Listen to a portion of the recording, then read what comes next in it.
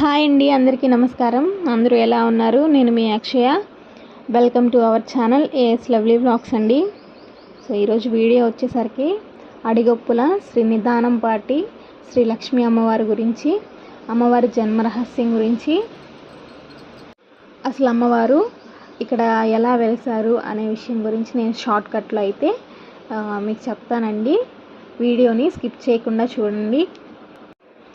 కామధేనువు అనే ఆవు వలన తన జీవితమే మారిపోతుందని అనుకోలేదండి పాపం. చేయని తప్పుకి శిక్షగా తన మరణాన్ని కోరుకున్న సొంత అన్నయ్యలు. అసలు ఏం జరిగిందంటే సుమారు 700 సంవత్సరాల క్రితం ప్రస్తుత పల్నాడు జిల్లా దుర్గి మండలం అడిగొప్పల గ్రామంలో రామయ్య ఇంట్లో అయితే శ్రీ లక్ష్మీ అమ్మవారు అయితే జన్మిస్తారండి.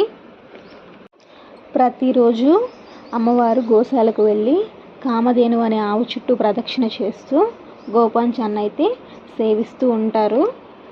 అలా గోపంచాన్ని సేవించడం వలన అమ్మవారికి తెలియకుండానే అమ్మవారైతే గర్భం దాలుస్తారండి. విషయం తెలుసుకున్న గ్రామస్తులు ఆమెని మరియు వారి ఇంటి వారిని సూటిపోటి మాటలతో, అనరాని మాటలతో అయితే అవమానిస్తారండి. దాంతో కోపానికి గురైన వారి అన్నయ్యలు శ్రీ లక్ష్మీ అమ్మవారిని పొలానికి పిలిచి పత్తి కట్టుపై ఉన్న అమ్మవారికి నిప్పంటిస్తారు. అలా మంటలకు ఆహుతైన అమ్మవారు అక్కడే శిలైపోతారండి. ఇదంతా మహర్షి శిలాదుడు పెట్టిన ఒక శాపం కారణంగా సాక్షాత్తు ఆ పార్వతీదేవి శాప విమోచనం కోసం భూమి మీద అయితే శ్రీ లక్ష్మీ అమ్మవారిగా అయితే జన్మిస్తారండి. అమ్మవారు చనిపోయింది ఆదివారం కావడంతో ఇక్కడ వచ్చేసరికి అడిగొప్పల్లో ప్రతి ఆదివారం పండుగ అయితే జరుపుకుంటారండి. అమ్మవారికి మార్చి 8వ తారీఖు తిరునాళ్ళు అయితే చేస్తారండి. అమ్మవారి పుట్టింటి వారి నుండి అమ్మవారికి పసుపు కుంకుమ బళ్ళు అయితే వస్తాయి. అవి చూడడానికే ఎక్కడెక్కడి నుంచో జనం అయితే వస్తూ ఉంటారండి. మా వారు మొన్న మార్చి 8వ తారీఖు తిరునాళ్ళకి అయితే వెళ్ళారు. మా వారు వాళ్ళ ఫ్రెండ్స్ అయితే కొంతమంది వెళ్ళారండి. చాలా బాగా చేశారంట. నేనైతే ఎప్పుడు వెళ్ళలేదు.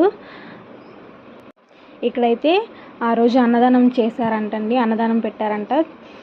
మొత్తం 12 రకాల ఐటమ్స్ అయితే పెట్టారంటండి. చాలా బాగా చేశారంట. ఆ బ్యానర్లో కనిపిస్తున్న ఐటమ్స్ మొత్తం వేశారంటండి. అసలు ఖాళీ లేదంట. చాలామంది జనం ఉన్నారంట.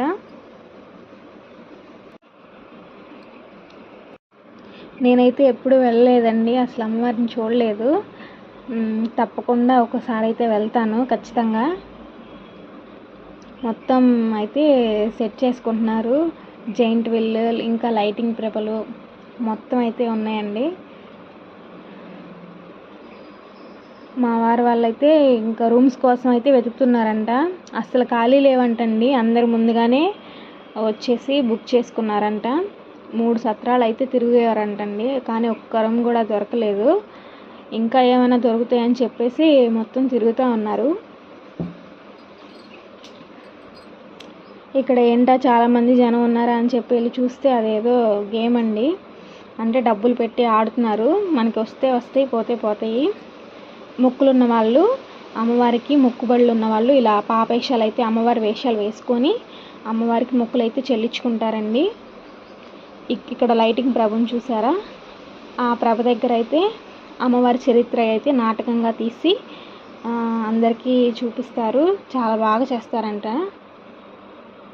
అంటే అమ్మవారు అసలు ఎలా జన్మించారు, అమ్మవారి చరిత్ర ఏంటి, అసలు అమ్మవారు ఇక్కడ ఎలా వెలిసారు అనేది మొత్తం స్టోరీ లాగా, కథలాగా తీసి ఒక నాటకం లాగా అక్కడైతే మనకి చూపిస్తారంటండి. చాలా బాగా చేస్తారంట.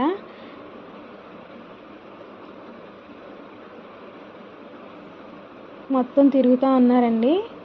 ఎక్కడైనా దొరుకుతాయని చెప్పేసి. చూసారు కదా, అసలు ఖాళీ అయితే లేదు. దర్శనం చేసుకోవడానికి వెళ్ళినప్పుడే చాలా టైం పట్టిందంటండి. చాలామంది ఉన్నారంట. ఇక్కడైతే మొత్తం రెడీ చేస్తున్నారు. సాయంత్రం కదా ప్రోగ్రామ్ అంతా. మొత్తం అయితే రెడీ చేసి పెట్టుకుంటున్నారు. ఇక్కడ అమ్మవారికి సంబంధించిన ఏదో పూజ అయితే చేస్తున్నారంట. నాకు సరిగ్గా తెలీదు. అందరూ వచ్చి దండం పెట్టుకొని వెళ్తున్నారంట. డబ్బులు ఇచ్చి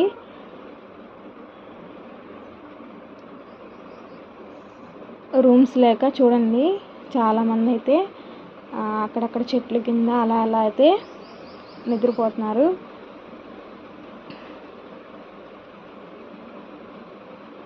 ఇంకొక విషయం ఏంటంటే అమ్మవారి గుడికి గోపురం అయితే ఉండదండి, జస్ట్ చుట్టూ వరకే ఉంటుంది. అమ్మవారు ఒక చెట్టు దగ్గర సెలైపోతారు. ఆ చెట్టు వరకు అలా ఉంచిపెట్టి మొత్తం కూడా ఇక్కడ చూడండి అమ్మవారిని పెడుతున్నారు కదా, సేమ్ అలాగే అమ్మవారి ప్రతిబింబం అయితే ఉంటుందండి. స్వయంగా వెలిసిన అమ్మవారు అక్కడ గోల్డెన్ కలర్లో బంతిపూల దండ వేసి ఉంది చూసారా, సేమ్ అలాగే అమ్మవారు అయితే విగ్రహం అయితే ఉంటుందండి. ఇంకొక విషయం ఏంటంటే గర్భగుడి లోపలికి ఆడవాళ్ళకైతే ప్రవేశం అయితే ఉండదండి. ఓన్లీ మగవాళ్ళే వెళ్ళి అన్ని మగవాళ్ళే చేస్తారండి. ఎందుకంటే అప్పుడు అమ్మవారు గర్భవతిగా ఉన్నప్పుడు ఊర్లో ఆడవాళ్ళే ఎక్కువ శాతం ఆడవాళ్ళే ఆమెని అనరాని మాటలైతే అన్నారంట. అందుకని చెప్పేసి ఆడవాళ్ళకైతే ఎంట్రీ ఉండదండి. మొక్కులు చెల్లించుకునే వాళ్ళందరూ అయితే ఇక్కడికి వచ్చేసి అంటే కోళ్ళు అయితే కోళ్ళు లేకపోతే ఏటలు అయితే ఏటలు ఇలా అమ్మవారికి చూపించి నైవేద్యంగా చూపించి వాటినైతే మొక్కుగా చెల్లించుకొని అక్కడే శుభ్రం చేయించి పీసెస్ లాగా అయితే కట్ చేయించుకుంటారండి.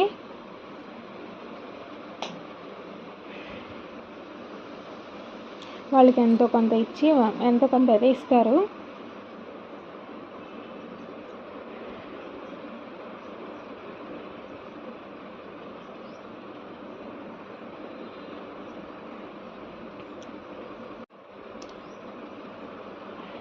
రూమ్ అయితే దొరకలేదంట, ఇంకా అందుకని చెప్పేసి బయటే పొయ్యిలాగా పెట్టేసుకొని వంట అయితే స్టార్ట్ చేశారంటండి.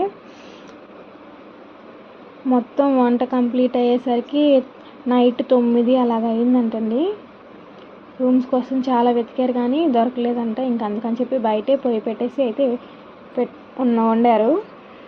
ఇక్కడ వచ్చేసరికి అమ్మవారి పుట్టింటి నుండి అమ్మవారికి పసుపు కుంకుమ అయితే తీసుకొస్తున్నారు చూసారా, అక్కడ లైటింగ్తో వస్తుంది చూసారా, అందులోనే అమ్మవారికి పసుపు కుంకుమ అయితే తీసుకొని వస్తున్నారండి. అది చూడడానికి చాలామంది జనం ఉన్నారు చూడండి.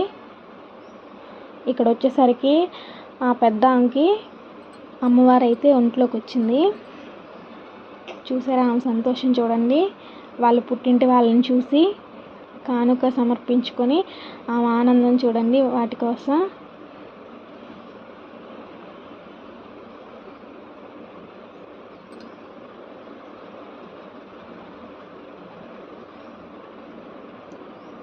అమ్మవారికి ఏదో మొక్కుని ఉండుంటారు, అదైతే సమర్పించారండి.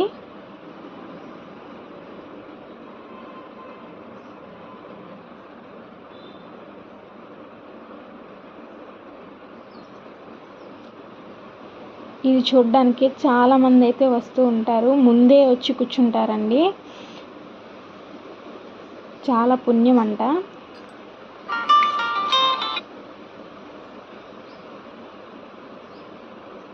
మొత్తం లైటింగ్తో మొత్తం బాగా డెకరేట్ చేసి తీసుకొచ్చారు.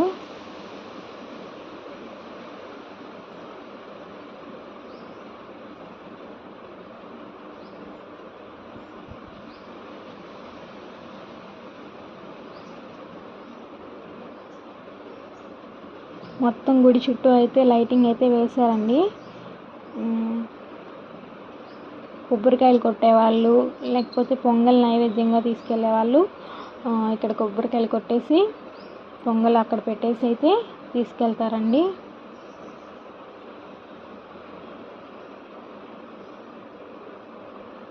చూసారా, అసలు ఖాళీ అయితే లేదు, మొత్తం చాలామంది జనం ఉన్నారు. చిన్నపిల్లలు ఉన్న వాళ్ళైతే జాగ్రత్తగా ఉండాలండి. అలా వదిలేసిన ఈ జనంలో అసలు ఎక్కడికి వెళ్ళిపోతారో, కళ్ళు మూసి కళ్ళు తెరిసేలోకి కనిపించరు. జాగ్రత్తగా ఉండాలి చిన్నపిల్లలు ఉన్నవాళ్ళు. అవి వచ్చేసరికి అవి తీసుకెళ్తున్నారు చూడండి. అమ్మవారికి మొక్కుబళ్ళు ఉన్నవాళ్ళు మొక్కులైతే అలా గుడి చుట్టూ ప్రదక్షిణ చేసి అమ్మవారికి పసుపు కుంకుమ గాజులు చీర అయితే చీర అలా పట్టు వస్త్రాలు సమర్పించుకొని అమ్మవారికి మొక్కులు అయితే తీర్చుకుంటూ ఉంటారండి.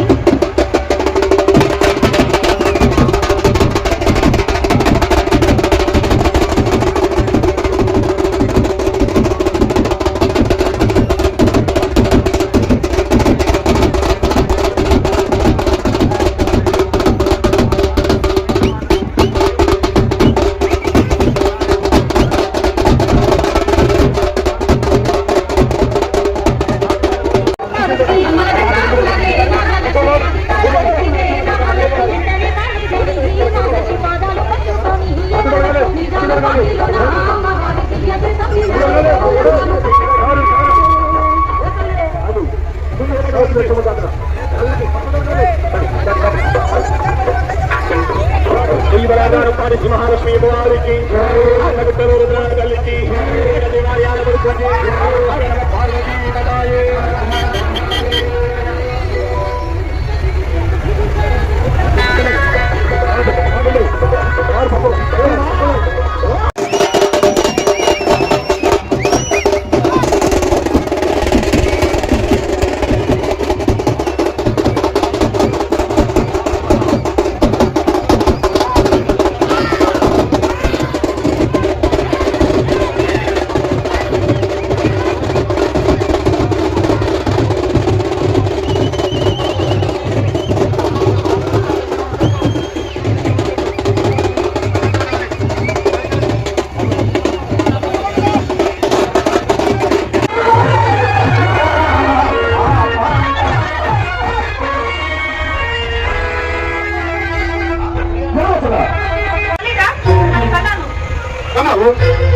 కానీ పెంచి పెద్ద నీ బాధ్యత అంత మాత్రానికి లోన్ లేని పద్ధతి